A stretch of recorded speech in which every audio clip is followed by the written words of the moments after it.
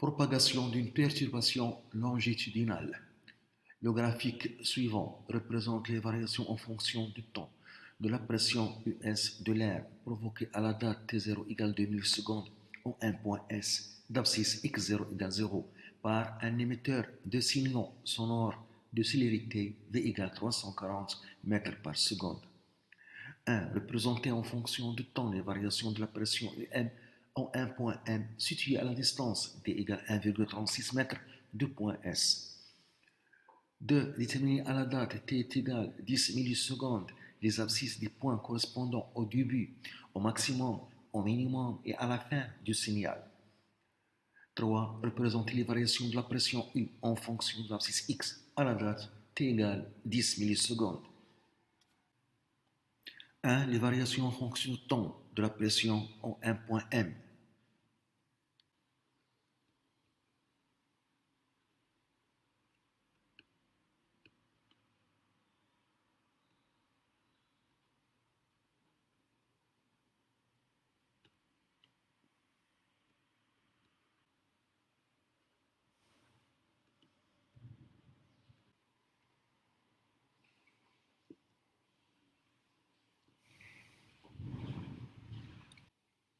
On calcule d'abord le retard temporel entre S et M, tau.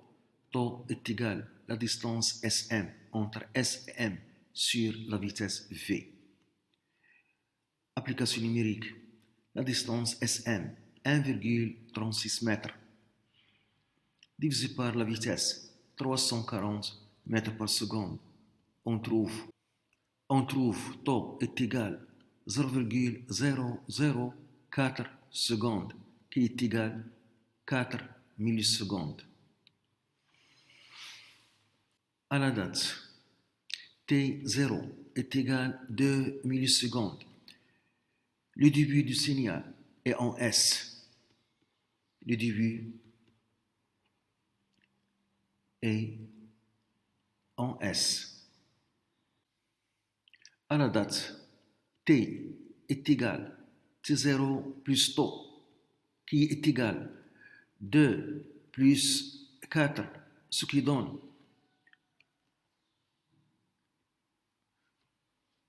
6 millisecondes. Le début du signal, le début de l'onde sera en M, car tau est le retard temporel entre S et M.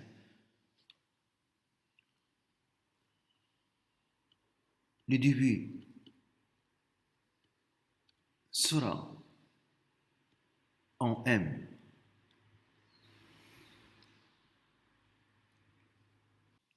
Maintenant, on détermine la durée de la perturbation.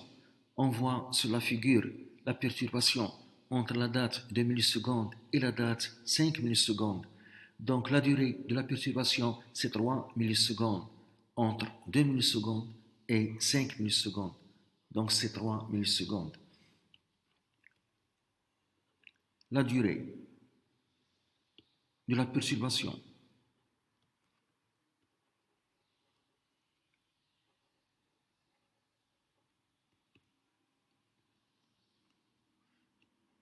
est delta t. Et delta t est égal à 3 millisecondes. Donc, la fin de la perturbation sera en M à la date 6 millisecondes plus 3 millisecondes, ce qui donne 9 millisecondes. À la date T est égal à 6 plus 3, qui est égal à 9 millisecondes. La fin de la perturbation est en M.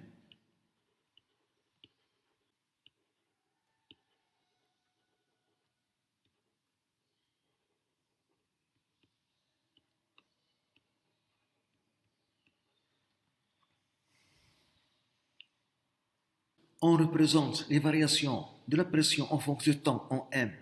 À la date T est égale à 6 millisecondes, l'onde arrive au point M et l'onde quitte le point M à la date 9 millisecondes. Donc, la courbe sera comme ça. Commence à la date 6 millisecondes.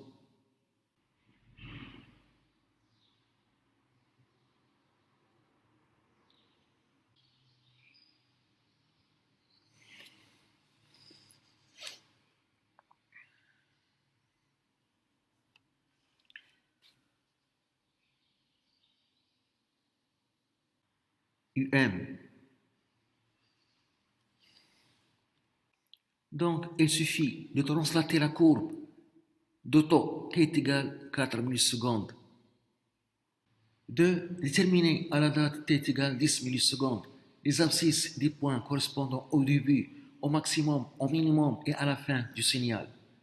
De les abscisses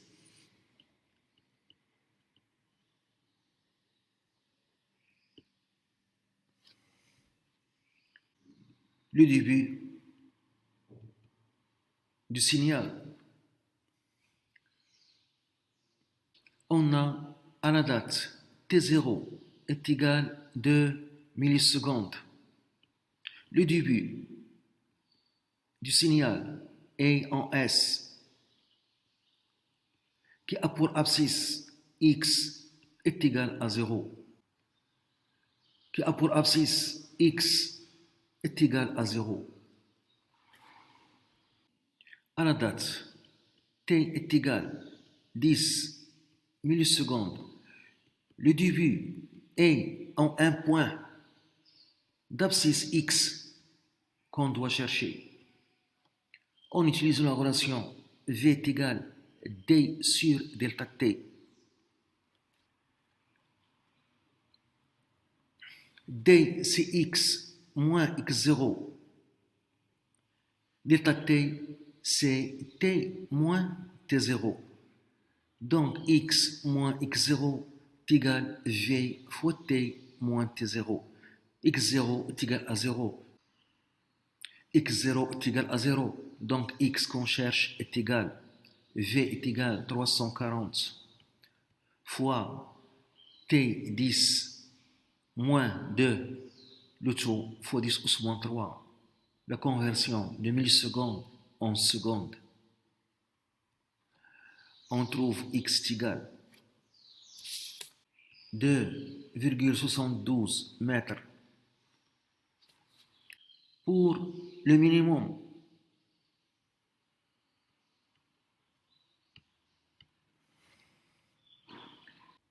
on voit sur la figure qu'à la date 2,5 millisecondes, le minimum est en S. À la date T1 est égal à 2,5 millisecondes, le minimum est en S, qui a pour abscisse X0 est égal à 0.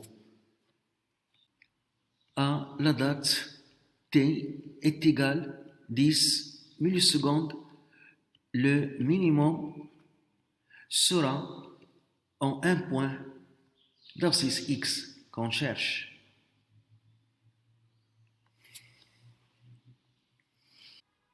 Et on utilise la relation V est égal à la distance sur la durée delta T qui est égal à X moins X0 sur la durée T moins T1. Donc X moins X0 est égal à la vitesse fois la durée T fois la durée T moins T1. X0 est égal à 0, donc X qu'on cherche est égal à la vitesse 340 mètres par seconde. La durée 10 moins 2,5 en millisecondes en secondes fois 10 pouce moins 3. On trouve X égale 2,55 mètres. Pour le maximum maintenant,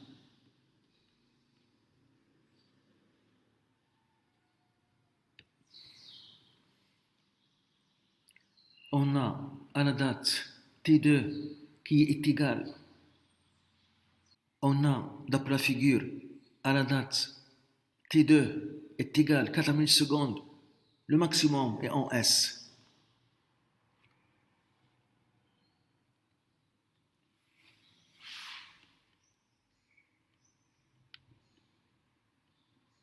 Qui a pour abscisse X est égal à 0. À la date T est égal à 10 millisecondes. Le maximum et en un point d'abscisse X qu'on cherche, en utilisant la relation V est égal D sur delta T, qui est égal X moins X0 sur T moins T2. Donc, X moins X0 est égal la vitesse fois la durée T moins T2. X est égal V 340 fois T 10 millisecondes moins 4 millisecondes en seconde fois 10 moins 3. On trouve X égale 2,04 mètres. Pour la fin du signal, à la date T3 est égal 5 millisecondes, la fin se trouve en S. La fin est en S, qui a pour abscisse X0 est égal à 0. À la date T est égal 10 millisecondes, la fin est en un point d'abscisse X qu'on cherche. On utilise la relation V est égal D sur delta T. En utilisant la relation V est égal D sur delta T, qui est égal X moins X0 sur T moins T3, ce qui donne X moins X0 est égal V, la vitesse, fois la durée T moins T3. Donc X est égal 340 fois 10 millisecondes moins 5 millisecondes en seconde fois 10 moins 3. On trouve X est égal 1,7 mètres.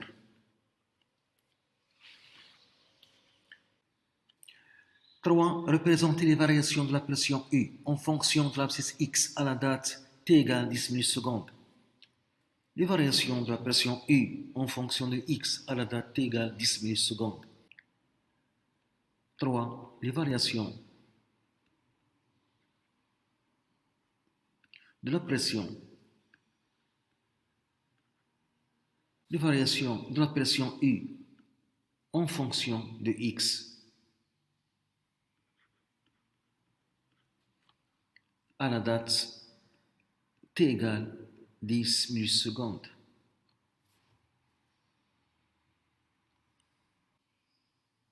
On a le début a pour abscisse 2,72 mètres, presque ici.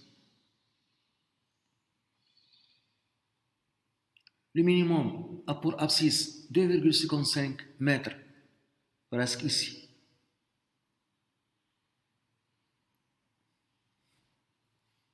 Le maximum a pour abscisse 2,04 mètres, c'est presque 2. La fin du signal a pour abscisse 1,7 mètres, c'est presque ici.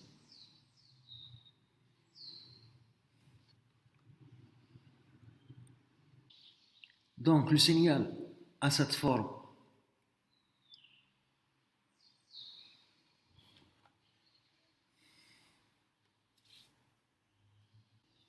Il ne faut pas confondre les deux figures. Cette figure, c'est une courbe qui représente les variations de la pression en fonction du temps, en S et en M. Et cette figure représente les variations de la pression en fonction de l'abscisse X à une date T égale 10 millisecondes. C'est une image à la date T égale 10 millisecondes. L'onde sonore modifie la pression de l'air.